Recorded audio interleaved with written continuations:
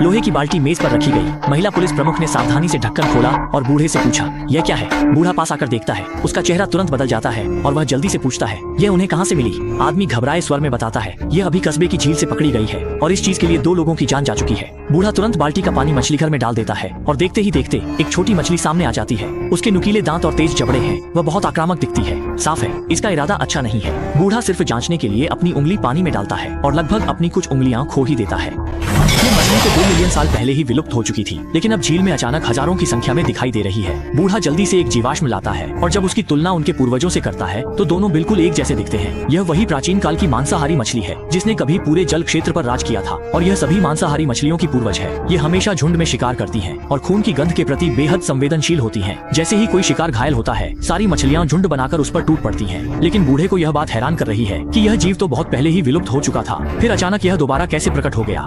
असल में कुछ दिन पहले तक झील की सतह पूरी तरह शांत थी, लेकिन अचानक वहाँ एक भंवर बन गया। इसके बाद झील की तली में दरारें पड़ गईं और हजारों मांसाहारी मछलियां बाहर निकल आईं। दुर्भाग्यशाली मछुआरा उस भंवर में फंस गया। भूखी प्यासी मछलियों के झुंड ने पल भर में ही मछुआरे को पूरी तरह चट कर दिया और झील की सतह पर सिर्फ उसकी नाव ही बची रह गई। महिला पुलिस प्रमुख को जब इसकी सूचना मिली तो वह तुरंत अपने साथी के साथ सुराग ढूंढने झील के किनारे पहुंची। जल्दी ही उन्होंने सरकंडों के बीच मछुआरे की नाव खोज ली, लेकिन जब पुलिस प्रमुख ने उसे पकड़ने के लिए हाथ बढ़ाया तो वह गलती से पानी में गिर गई। मांसाहारी मछलियां आवाज सुनकर तेजी से उसी ओर बढ़ने लगी। जैसे ही पुलिस प्रमुख ने सिर बाहर निकाला, एक और बुरी घटना घट गई।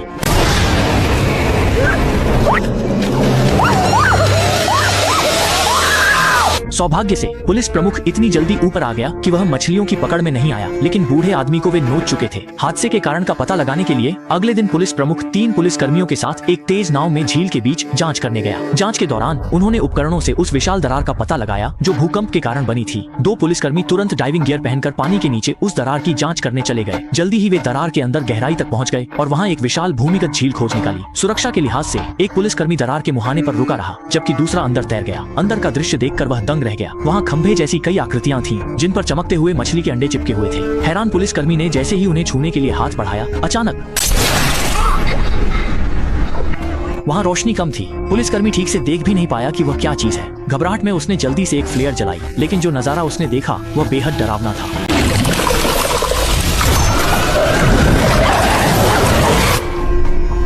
जब उसने देखा कि उसके साथी से जुड़ी सुरक्षा रस्सी अचानक टूट गई, तब गुफा के मुहाने पर खड़ा पुलिसकर्मी कुछ गड़बड़ महसूस करता है। वह तुरंत गुफा में उतरकर हालात देखने, लेकिन देखता है कि उसका साथी अजीब मछलियों के झुंड ने हमला किया है।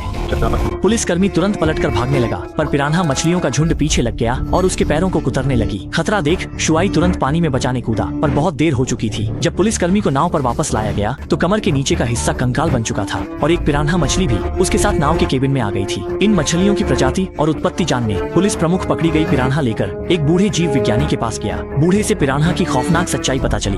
बूढ़े ने बताया, भोजन की कमी से ये मछलियां एक दूसरे को खाकर जिंदा हैं। अंधेरे माहौल ने उनकी देखने की क्षमता को कमजोर कर दिया हो, लेकिन उनकी सुनने और सूंघने की शक्ति में जबरदस्त बढ़ोतरी हो गई है। उनका स्वभाव खूंखार और हिंसक हो गया है। कल्पना करना मुश्किल है कि इतनी बड़ी संख्या में ये मछलियां झीलों में हैं।